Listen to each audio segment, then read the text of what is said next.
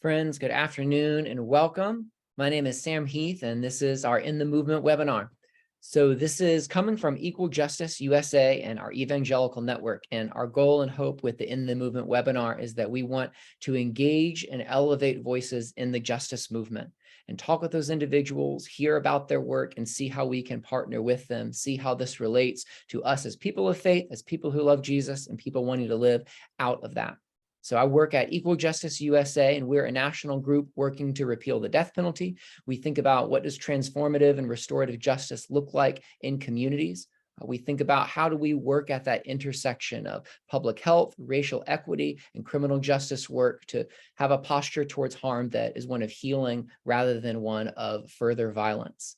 And the Evangelical Network is a branch of EJUSA. And so I get to talk with people of faith, especially Christians and especially evangelicals, about all of these things. And so today we're talking with an individual who is going to help us move into thinking about what do interfaith coalitions look like? What does that work look like? Why is it important that people of other faiths and other denominations and of no faith work together all under this big idea of the movement, meaning the justice movement? And so let me intro who's here with us today, and then we're going to jump right into our conversation. So I'm very excited to talk with and to have you all come in and talk with my friend, Reverend Dunlap. So she works at SURJ. So SURJ is a group called Stand Up for Racial Justice, and she is their faith organizing coordinator. And so they speak of themselves as being a national network of groups and individuals organizing white people for racial and economic justice. And so we'll break down what that means and what Anne does in her role. And we've struck up a good friendship of initially just thinking and seeing, how do we really overlap? Who is it that we're talking to? And largely through Anne's kindness and willingness to engage, like we've been able to see we have a really similar posture towards these things and have been able to partner together as people caring for and loving others in the world. And so I'm excited for you all to see the fruit of some of that comes today. So Anne, thank you so much, friend, for coming. My pleasure. Thank you so much for having me, Sam. And just to echo, yeah, my just joy at being here and having another chance to talk with you.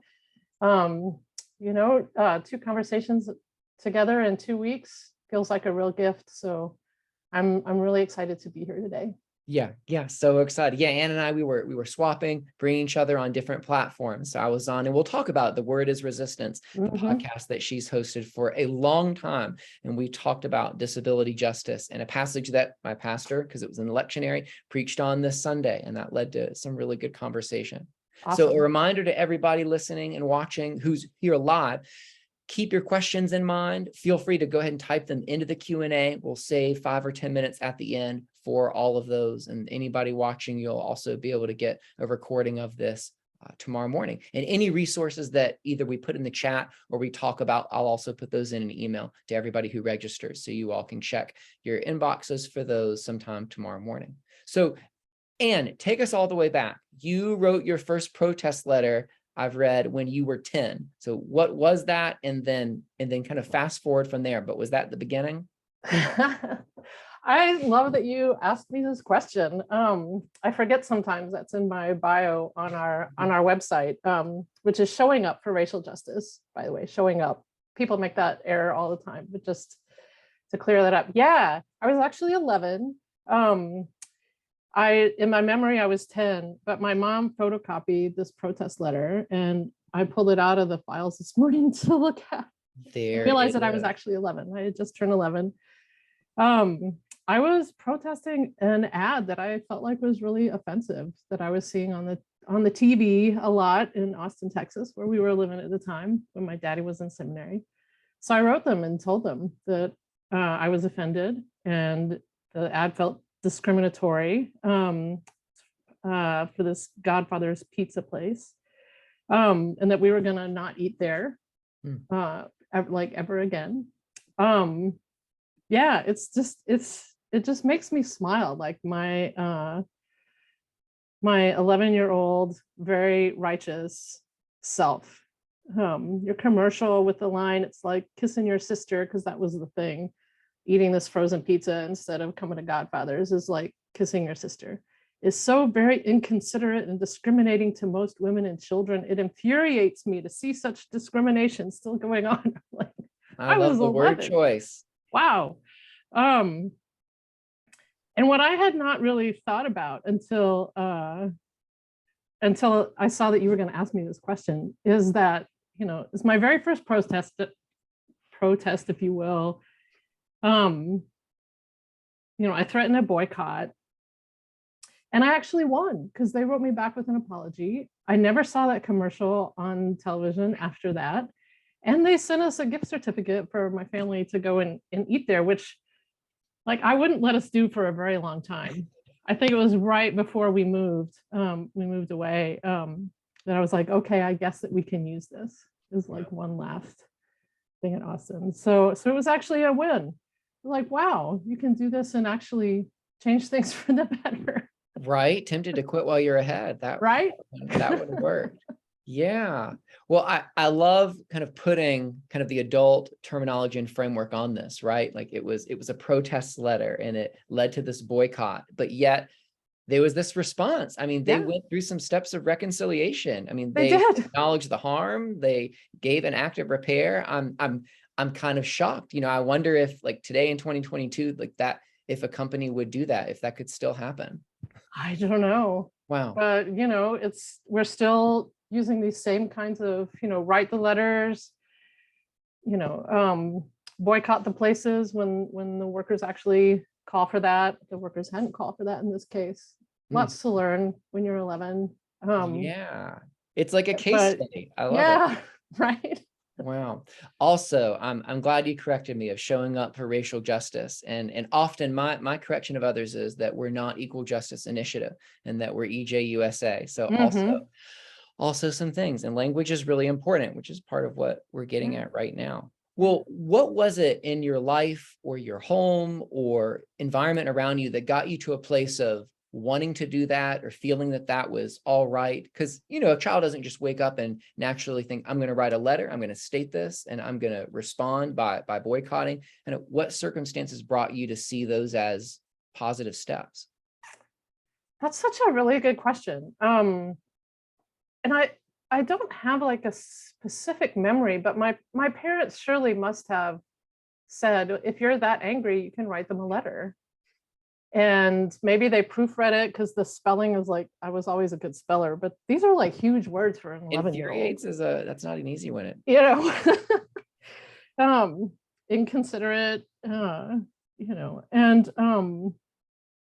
but I think just in my maybe innate self in some ways, fairness is something that's always been really important to me. And I think that's just part of how I'm built. But also when I think about, I was 11 then and hadn't quite yet experienced anything in my own life that would have felt like unfairness, except for this, obviously. Maybe that's what felt so out of the blue about it. But I was nurtured in my church, in the small town where I come from in Southeast Arkansas, in my church and by my parents, to care about the world around me. And that, as was appropriate for an 11-year-old to know, that there were things that were not okay in the world. And sometimes we had to do something about that, especially as Christians. That's what was expected, as Christians, was to do what you needed to do to make the world a better place for everybody. I think about kind of what I must have been soaking up in my hometown church, because there were community leaders who were outspoken against racism in that small town. I don't have a personal memory of that. I just have just held that curiosity for myself of what I was overhearing. And we had missionaries from around the world come and visit and eat in our home. What kind of stories were they sharing with me that I don't specifically remember now, but that were forming me and shaping me in such a way that when I began to see for myself how unfair the world can be, how unfair we've made it to be in many cases, that I could identify that and know that I needed to do something about it. Wow. Yeah. I mean, that's what you described as my hope. I mean, for people, but I'm also thinking about my children of, wow, I hope they grow up in an atmosphere, in an ethos where their response to what you experience would be that, without, drilling it in or making it explicit, which sometimes I feel like, and we can talk about this too, as white people, I do think there is a charge of passing on some specific things that we must know about society and about race and how we as white people live and move in the world. And as somebody who thinks about that, I might go overboard with my kids, but I also want them just in a space where they know this is or isn't appropriate. And if something happens, you can respond in this way. So I love that you're like, I just was in a space and that was this natural response. Like that's a beautiful thing. I hope that households and churches can cultivate that. I hope so too. Yeah. So in Showing Up for Racial Justice's website, what I was reading before was from them of a national network of groups and individuals organizing white people for racial and economic justice. Why is SURJ exclusively organizing and working among white people? Yeah, that's such a good question that we get asked a lot, because it's I'll bet. actually really unusual in the movement for an organization to be like, we're going to go organize our own people. We're going to go organize the white people. And people do ask us like, well, why? Why would we do that? And so there are three kind of interconnected reasons why we do that. One is because white support of racism is one of the biggest things standing in the way of racial and economic justice. And we know that those in power rely on our silence. They rely on us to stay on the sidelines. And of course, some of us are like some white folks are actively opposed to racial and economic justice. But I think there's a lot of us who are just kind of, maybe we don't even know how to start. Maybe we feel nervous about stepping in, like maybe we don't know how to show up. What would be the best way? And so we feel like it's our responsibility as white people to organize our own people, to build a world that's more just and more safe for everyone. And we know that if we can get enough white people to join those fights alongside people of color, that we have a better chance of building a more fair, there's that word again, like, right, from my birth, a more fair country, a more fair society where all of us can thrive, including us as white folks. So that's one reason. Another is that as white people, we actually have a stake, we have a shared interest in fighting for a better world. White people are also suffering under these systems, under racial and economic injustice. We could think about the overdose crisis. We can think about how poor and working class white people, have like no healthcare at their jobs, for example, during the time of a pandemic. Like, what is that? Like that's not an okay way to live. And so financially, for our gender, for disability, like there's so many ways that white people are also suffering, that we do not have access to the things that we need to thrive under these systems. So we have so much to gain by fighting for things like healthcare, by the ability to just stay in our homes, to have enough to live with dignity. So we have a shared stake, a shared interest in joining this fight. The third reason is that we know that racism is used to divide us, white people from people of color, by those on the top who will do anything to protect their power and wealth. And they use these blame tactics, these divisionary tactics, to make us think it's the immigrants, for example, who are causing our economic problems. So when in fact it's those at the top who are the ones making those policies and making all the money, right? And so they use that racism to stay in power, and they rely on us as white people to just go along with that. And to buy that kind of blame game, even when it's not to our benefit. So sometimes people think that what SURJ does is like take the white people and go off by ourselves and do that, but it's really not ever been about going off by ourselves, but about recognizing white people's own particular responsibility in organizing our own communities. and in growing the base of our people in that like multiracial, multi-organizational movement for racial and economic justice. And the last thing I want to say is, so those are like the three like official reasons, right? But there's a fourth reason, which is, frankly, it's love. If you were to listen to our staff talk about why we do this work, it's because we love our people. We love our families. We love the places that we come from. And what we don't love is what racial and economic injustice has done to our communities, has done to our families. For example, I'm from small town Arkansas. As a queer woman, I don't feel like it's a safe place for me to live. So I don't live in Arkansas. I haven't lived there since I graduated from college and moved out of the state. And I would love to be able to like go home and live. Maybe not there, maybe, I don't know. It's a nice little town, lots of creeks, lots of trees, ponds, good place to be. But just back in the place that like my bones know as home. And so we organize our people because we love our people. And I think that's really important for people to know, because we can get caught up in like the definitions and all of that. But what it really is about love. We love our people. We love our communities and our families and where we come from. And we want the best for all of us. We want for all of us to thrive. And so that's why we do this. I'm thinking about a quote from Martin King that I'm grossly paraphrasing, but the core is that he's saying love is the method, it's the motive, and it's the outcome. Right? It is the thing that we want to move towards, and it is the means by which we do it as well. And that is absolutely at the center of all of these things, and thinking through what love requires. In this context of a nation riddled with white supremacy requires white people to think and move and to show up in some really unique ways, because to your point, otherwise things will continue, because really all that's demanded of white people is complicity.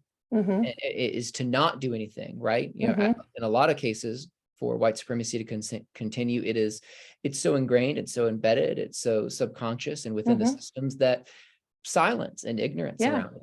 Yeah, we don't have to do anything at all. Right. And it continues. I think also about Toni Morrison saying that racism is a distraction. And I heard some of that in what you were saying, that if we focus on this and these divisions and these lines and this hierarchy, as key as it is to see those things, we will miss this other thing of how can I love my neighbor, and how has my society not done that? Yeah. That's something that I say about white supremacy and what it teaches us as white people. It keeps us from being able to love our neighbor, which is like the primary thing for Christians, correct? The primary teaching, love the Lord your God with all your heart and soul and mind, and love your neighbor as yourself. And what white supremacy teaches us is to be afraid of our neighbor, to police our neighbor, to be suspicious of our neighbor, to blame our neighbor, to refuse to talk to our neighbor and call the cops on the neighbor instead, when we could probably actually handle a lot of this stuff ourselves. And so, that's for me is one of those motivating factors, right? Is like, I have been taught not to love. I have been taught how not to love. And yet my tradition calls me, Christian teaching calls me to love my neighbor. So what choices do I need to make, and what choices like collectively do we need to make that possible? To love. I mean, Christ's response to who is my neighbor was to give the parable of the Good Samaritan. And he's saying with that, your neighbor is anyone who has need. You might stumble on that person or that situation, but you also need to seek it out. I love Pope Francis's phrase of wanting to develop in the Catholic Church a culture of encounter. We need to both put ourselves in situations to encounter others and their needs, and we need to be aware of and see those things. That is what we're called to do, to love our neighbor, and that's anybody who is around us. And so and part of that is seeing and listening to our neighbor and hearing what are those needs. And I feel that's a huge piece of the work with white people too, right? Is teaching white people how to listen, how to hear our brothers and sisters of color saying, this is my hurt, this is my need, and here's what you could do. Yeah, that's exactly right. Yeah. I know just from reading other things about you online that you also love the land and love engaging do. the land and Yeah. things from it. So I won't assume, but you might also have read and enjoyed some Wendell Berry as well. And Wendell Berry says something, and it's not only him, James Baldwin says it too, but about this bidirectional harm of white supremacy, that not only, and kind of obviously, does it harm people of color, right? Like Wendell Berry was talking about slavery. You know, there are obvious ways that we see those who are enslaved being harmed, but yet we also don't talk about as often as the perpetrator, the one doing that harm, is Right. also being harmed. They're also being malformed. I mean, Right. there's research going on now about perpetrator-induced stress that comes from, so like someone going through and doing an execution as part of the death penalty system. But there are all sorts of ways that people bring trauma to other people, and white Yes. people have a history of both being traumatized, if we go back, you know, millennia, but also certainly the last 400 years of bringing about that trauma. And that has to be acknowledged too, because as you said, like out of a love for our people, what are ways that and actions that we are doing that are malforming and harming us as well? Yes. Another way I hear people talking about that and working around that is moral injury, like moral injury. Yeah.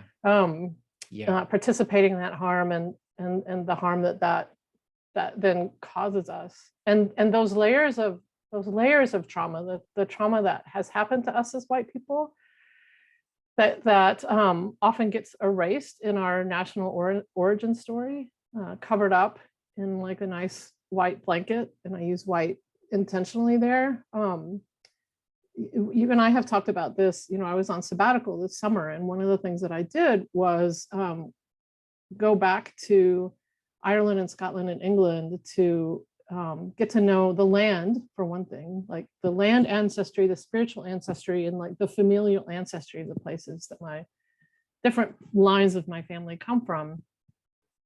And some of the stories that I uncovered about how those lines ended up in the United States are full of trauma. My last name, Dunlap, comes from the small village of Dunlap that's just southwest of Glasgow. And those ancestors in the late 1600s and 1700s were what were called Covenanters. So they were these really staunch Presbyterians who were not interested in being told by the crown in England what to do religiously at all, which was a thing that was happening at the time. I'm still learning like what this is all about. But it was actually a really violent time, and they experienced a lot of persecution for refusing to like declare loyalty to the crown, refusing to allow the king to dictate how they were going to pray. And they were massacred, they were hung in the market squares, all kinds of things. And some of my ancestors were Covenanters.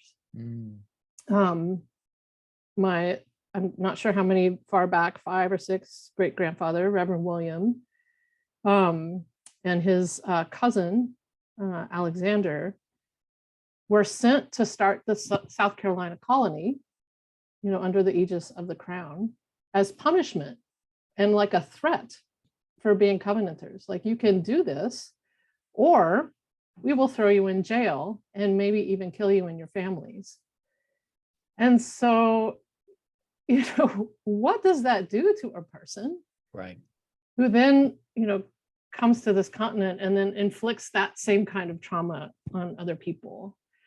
And those are the kinds of stories I think as white people we need to know and to uncover, not only because they help us to understand like what we're carrying in our own bodies, and perhaps without knowing, continuing to inflict upon our neighbors, upon the land, but also because, you know, there's some like really good nourishment in there for our own struggles. Like, yeah, I think I'm not interested in the king telling me how I'm supposed to practice my faith.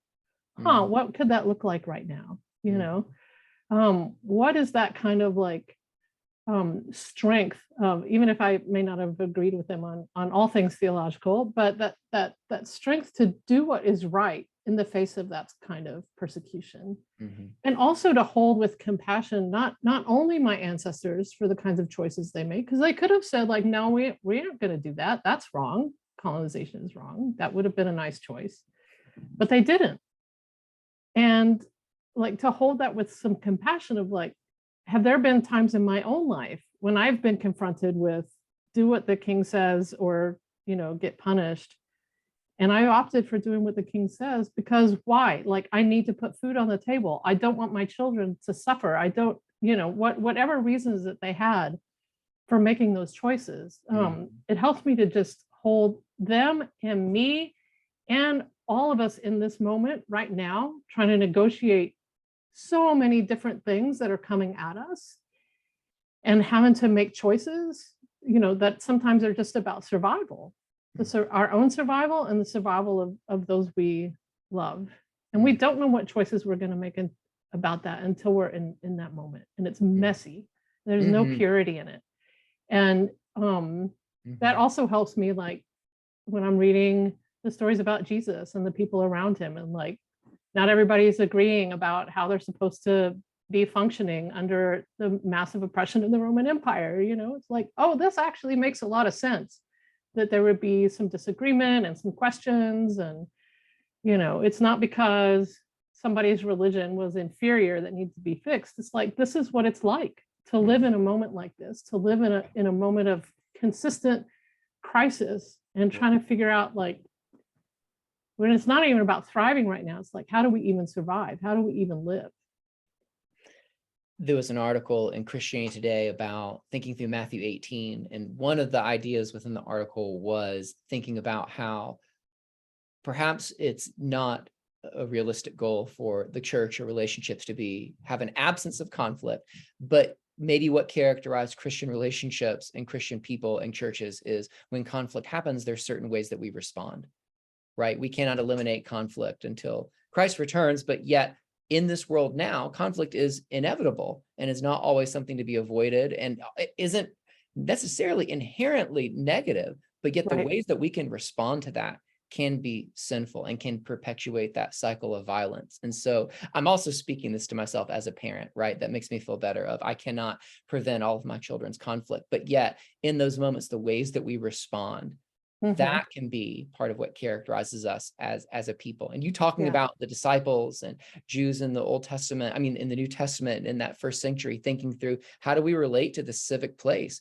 We still debate that, right? Romans 13, I was reading some of your thoughts on how you were going through and thinking about how people can respond to that. And there's still great debate in how we think about that. Yeah. So you are also a minister. You're ordained in the United Church of Christ. What led you to be a minister, and how does that overlap, kind of that work or not, with your work at SURJ? I went to seminary in my mid-30s, and seeking ordination was something I had thought about for a long time, reflected on, prayed about. At the time, I grew up Presbyterian. I was Presbyterian until I was 30. It wasn't a possibility, as an out queer person. And at the time, I thought that being faithful to the institution was more important than being faithful to my own God-created wholeness. And eventually realized that was not a good way for me to live and have a healthy life. So I joined the UCC. Which made more possible. But I think for me, I've always been drawn in what we call, at least in Protestant tradition, is to the ministry of the word and the sacrament. I love the Bible. I love our sacred text, and I love sacrament. I love communion. I love baptisms. And I just felt drawn to being one of those spiritual leaders who gets to embody those things along with community. When I went to seminary, this is the other piece of it, is that I also knew that I didn't really want to be a church pastor, just a traditional church pastor, my daddy is a Presbyterian minister. When we were in Austin, he was in seminary. And so, you know, I lived about half of my childhood as a preacher's kid. And both of his congregations were the very not good kind of conflict. That, you know, really hurt us. And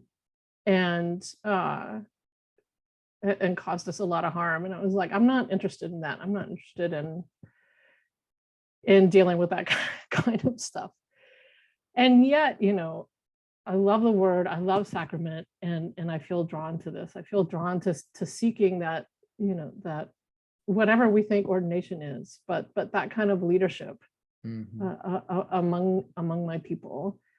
And so I was ordained in 2009, and that is a way that word and sacrament is how I think about my work at SURJ. Like, not only just because we do the podcast, but like how we tell our story, you know, how we proclaim good news, if you will, in like really Christian terms. Like it's a proclamation of good news to declare to us as white people that you know, we can actually be free of the things that are causing us harm if we join together in this struggle for freedom, and finding ways to like ritualize our participation, not only at SURJ, but also in other spaces where I've done organizing and activism, bringing those sacred moments. For, you know, when we lived in Denver, there was a strong movement to close down the immigrant detention facility in Aurora. And, you know, I led or co-led a lot of ritual in front of that space, to kind of ritualize our protest, our grief. And sometimes that included, you know, celebrating communion or Eucharist, you know, right there on the grounds or in different like unexpected places. Having communion to celebrate breaking the fast for the janitors who are on strike downtown, you know, trying to get better working conditions for them. And I just love that, like, because liturgy is the work of the people. And so liturgy should also be where the people are, and the people aren't only in our church buildings, right? Yeah. So my ministry as a minister of word and sacrament has much more been, you know, in the street and in smaller spaces alongside people, you know, proclaiming good news, maybe not in like traditional language, but that's the orientation that I bring to that. I'm part of a church plant, an Anglican church plant here in Charlottesville, and our pastor says often to remind us as a community doing this, we're not planting a church service, we're planting a church. Because so many people are kind of on the wings out in the community waiting of, you know, well, when's the service? When's the public service? And we've been meeting for months and doing things together and living life together as a community, and are moving now into those rhythms of the core of the faith of coming together around the word and table, right? The word and sacrament, and that those things in this context of Christ's love, that's what the church is, that it's not a building, it's not a place, space, that it is these people and God working through them through word and sacraments. I love that you put it that way. What does the role of the word as resistance play? Can you talk about the podcast and how that seems like an intersection of so many pieces of your story? Yeah, it is. Yeah, we started the podcast in January of 2017 because we wanted to have, and it was really my brainchild. I really wanted a way to talk to other white Christians, like from a biblical place, and change up the narrative of what we've been handed, including in, you know, my you know, upbringing, and then of course being in the UCC is this more kind of mainline liberal Christianity, but even within those spaces, we do not yet have a new story that we're trying to tell.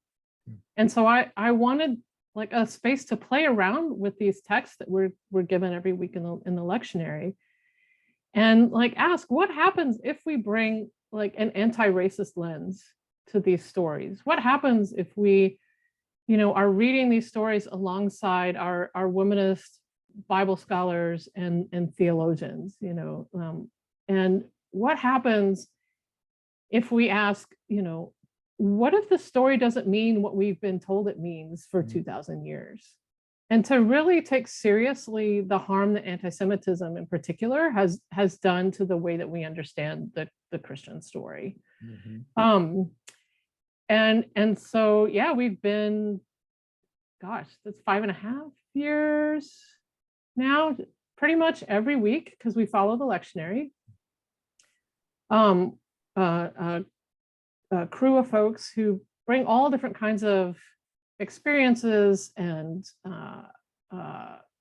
lenses to these texts. You mentioned, being on last week with us, we talking about disability justice. We're finishing up this week with a series we've been doing since June on disability justice and what happens if we're looking at these stories in Luke in particular, most of which are healing stories, from the framework of disability justice. How does that change things for us? How does it open things up for us? How does it help us to like understand more our own stake in getting free from systems that are disabling of us in the way that the Roman Empire was disabling of Jesus and his community?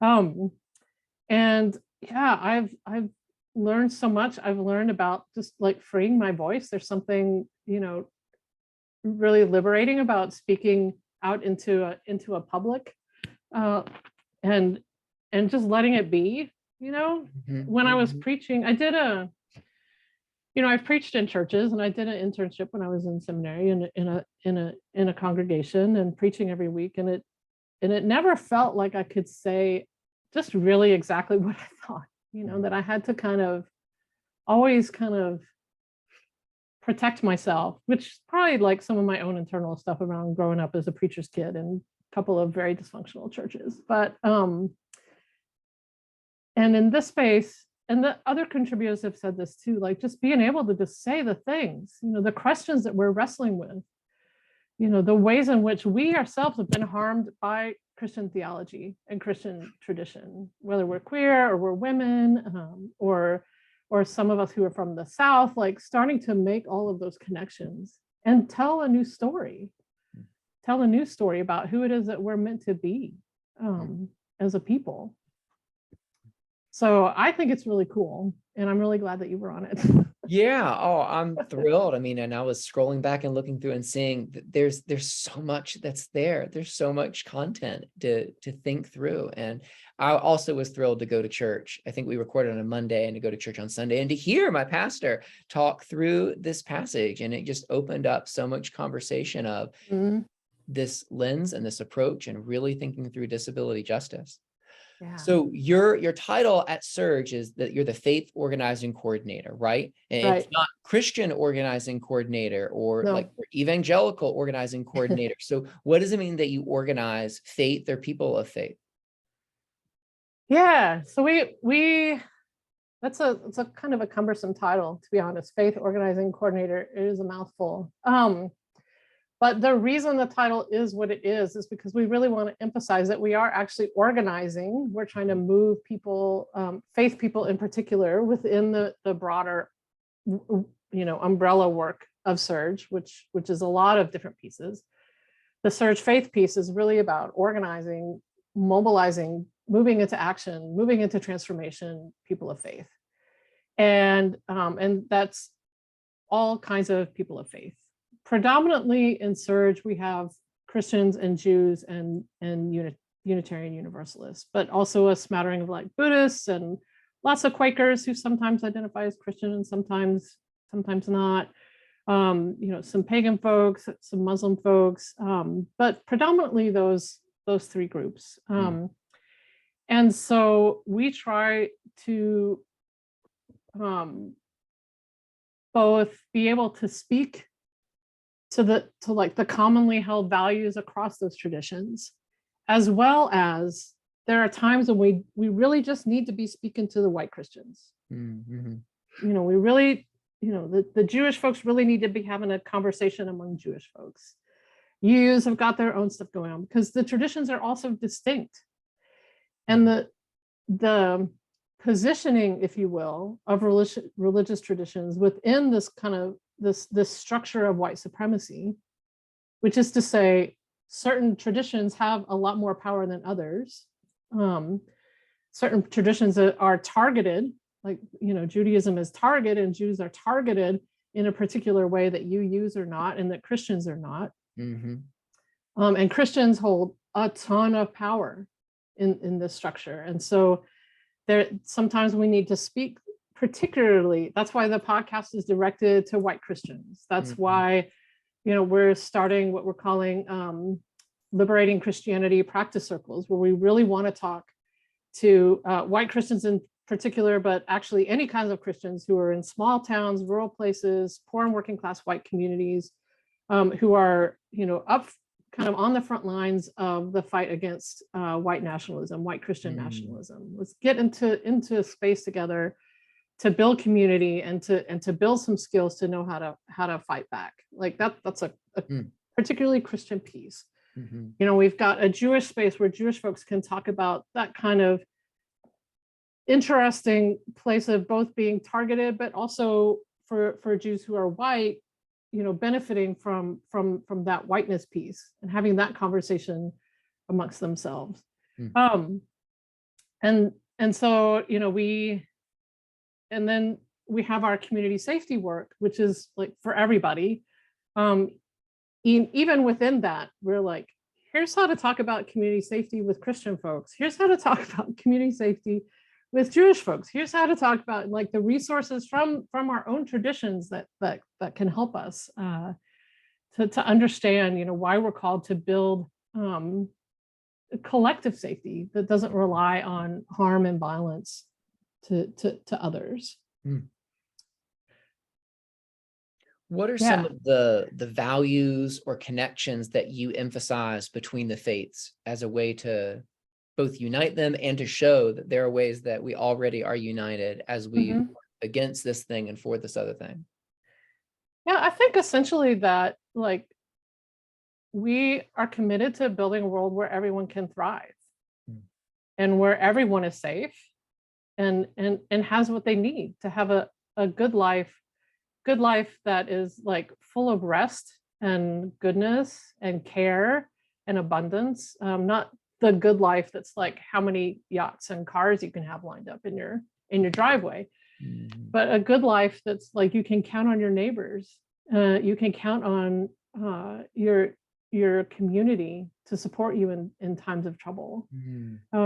If you make a mistake, you're not going to get tossed out of your family or your community or your church, like that kind of a good life, that kind of thriving that, for us, we see throughout the Bible a kind of vision that God has for us as a community where, everybody's got what they need. We talked about this last week on the podcast episode, the Word is Resistance episode, right? Like everybody got what they needed in that story.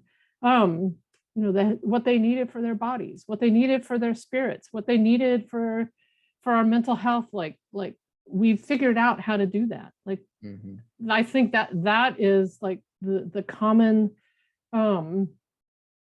grounding place for what we're doing in general in SURJ, but also in SURJ Faith. We at EJUSA talk about this so similarly. We use language of saying we want to see every community be safe and healthy. And another way of putting that is that Plato way of what is true justice, everyone getting what they deserve and what they need. I also think about some phrasing that we're also using of what does it look like to build community-centered public safety ecosystems. And I love that idea of an ecosystem, one just as loving the land and someone who loves Wendell Berry and how he sees the world, but that interconnectivity of people and their place and the necessity of groups and households and communities overlapping in this interconnected way rather than division and tribalism and people being siloed, which is exactly what white Christian nationalism calls for. It's dependent on division. Yes, absolutely. one of the ways that we talk about that same thing is like, what's the world that we want to invest in?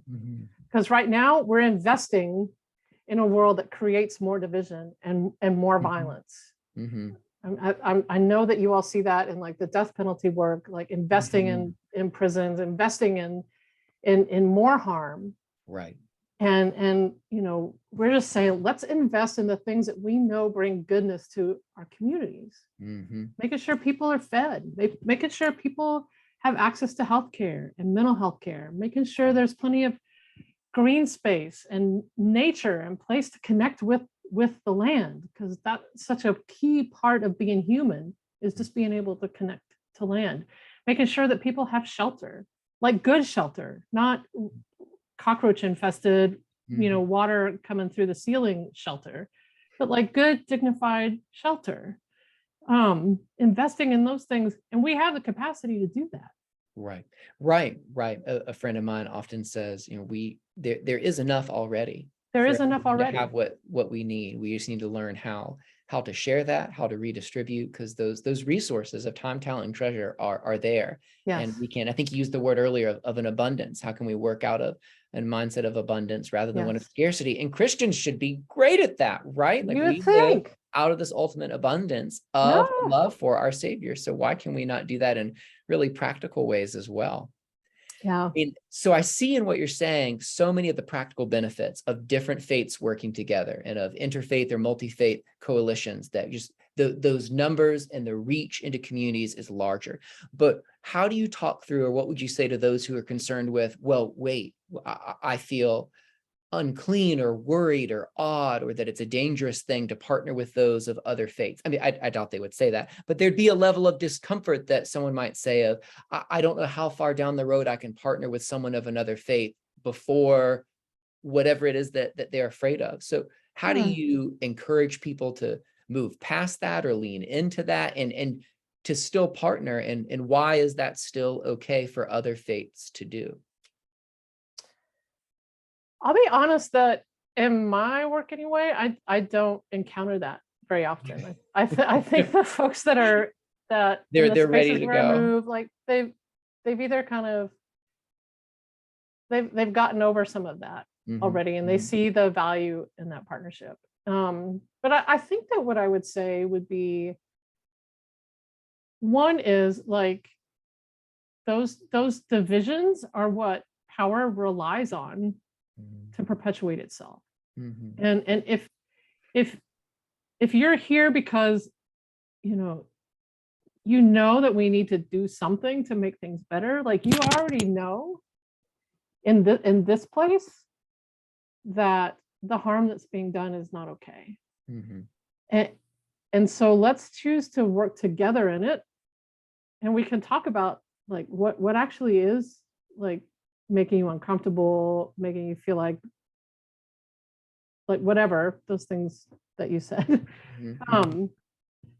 Just to be open about those things, because also like there's no test really to join the movement other than, do you want the world to be better than what it is right now? Better, like for everyone. And actually there are way more of us who think that. And so I would just want to be open and loving with that person of like, there's a place for you here, wherever it is that you feel like you can get to right now. That's fine. That's all right.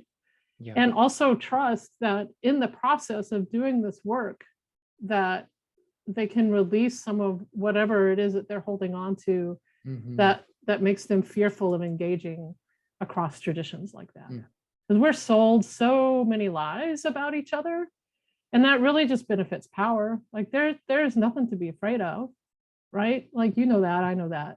But what we're told is there's a lot to be afraid of. Right. Like I said earlier, we're taught to be afraid of our neighbor. And that includes our Muslim neighbor, our Jewish neighbor, and for them, their Christian neighbor. Like, we should all be afraid of each other, but we'll be stronger and more powerful if we can come together around the things that we believe in. And what we believe in is like being able to love our neighbors and care for our neighbors and a thriving, abundant world for everybody. I want to pause and say that those here and listening, if anybody wants to put in any questions into the chat, we can look at and respond to those.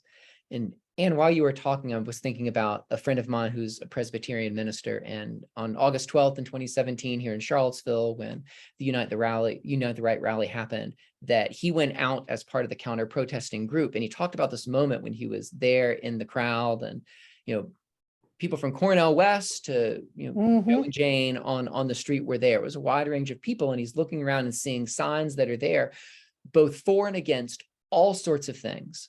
Things that he agreed with and disagreed with. And he said, I had this moment of, do I stay or do I leave? And he decided, I'm here to speak against and to protest white supremacy and to speak for the name of love and of welcome. And that's what I want to do. That seems to be the thread that's united all of us, despite some of these other things. And he chose to stay. And I love that, because that moment, that conscious choice to stay, is what I want to cultivate a comfort for and a willingness for in myself, in my kids, and all of those around me, because it requires, for a season, maybe coming under something and listening before moving into a place of partnership or a place of leadership within that. But it requires so many of the virtues that I want with others. And it requires, like we said before, eschewing division and tribalism. And it also fosters nuance. Yeah. And we're taught as white people, in Tim Okun's work on white supremacy culture, we're taught that like discomfort is a bad thing, like that white people we should always be feeling comfortable. So we don't have like a well-developed set of muscles around moving into a space and being like, this is uncomfortable, but actually that discomfort is telling me something that maybe I can learn from. And what your friend did, like that choice is one that so often white people need to make, but because we're uncomfortable, we walk out instead of staying. And that's a really stark example when you've got the white nationalists on one side and everybody else on the other. And we may be like, when does that ever happen in my life? But it does in our boardrooms, in our school boards, in our church meetings.